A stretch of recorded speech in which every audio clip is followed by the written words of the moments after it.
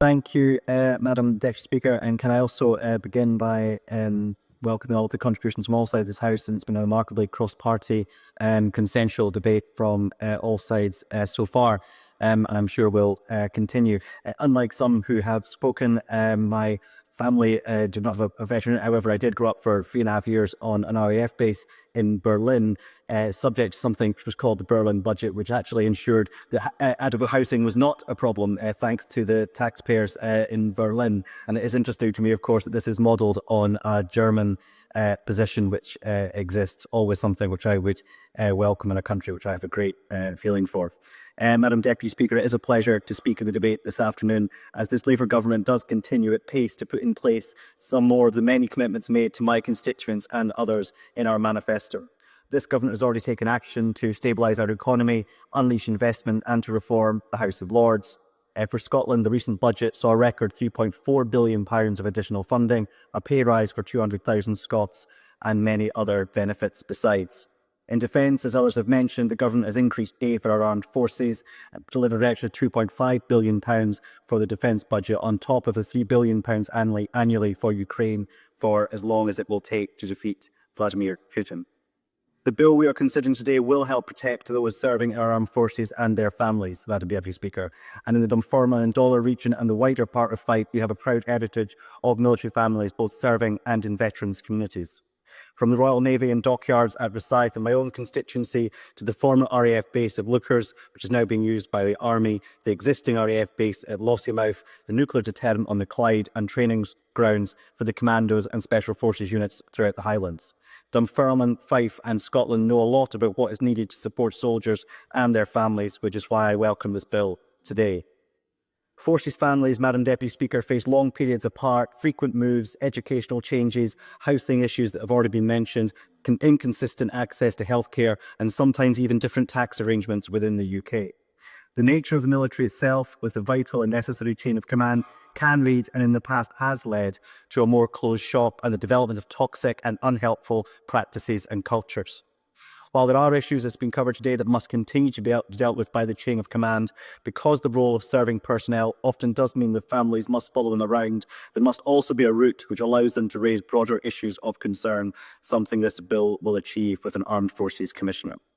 As the others have mentioned, we must ensure that living conditions are appropriate for our armed forces personnel, both with their families and when apart. It is absolutely not right and not acceptable to expect our armed forces to live in inadequate housing, not just from a health perspective, but something which is not conducive to modern family life. I was speaking to veterans in my community recently, and they said that sometimes just access to adequate Wi-Fi is something that was welcome so they can keep in touch with their families when they are abroad. On a related matter, I strongly welcome the announcement by the Prime Minister and the actions of the government in the Homes for Hero commitment, and I thank my right honourable friend, the Secretary of State and his ministerial team for the rigour which I know they are applying to its implementation. I do wish we would see more action on this, particularly in Scotland, with the SNP, where I would like to see a much more committed approach to services for our armed forces and for our veterans. If we do not begin to address some of these issues quickly and directly, and with the highly competitive career market that we face, it is only going to make it harder and harder to recruit and to retain armed forces personnel. In an ever more unstable world, we must ensure that UK armed forces are an attractive employer not only for the front line, but for the thousands of essential staff who might otherwise choose to work in the private sector in sectors such as logistics or technology. Madam Deputy Speaker, we must ensure that bullying, harassment and discrimination are driven from our armed forces at all levels. Not only is that the right thing to do,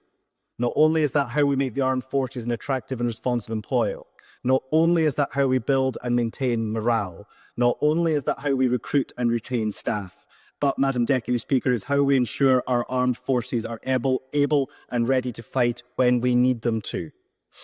The kind of independent role this bill seeks to establish offers the possibility to create an effective and independent process that will provide people with the confidence that they can raise these concerns and see an established and transparent process for how they will be investigated and addressed quickly and effectively. I do not welcome the future position of ministers when they must respond to some of these reports, as I do believe it is going to lay bare some of the challenges that have been allowed to build up over years and decades. But face them we will, and face them we must.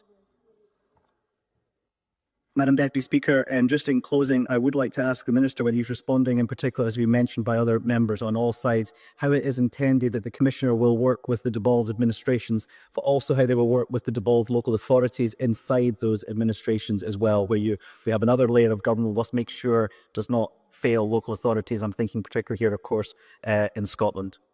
Madam Deputy Speaker, it's been a long time for a Parliament and government that recognises and addresses the different lives lived by our armed forces and their families. It should be no surprise that once again it's taken a Labour government to take the necessary action to protect our armed forces.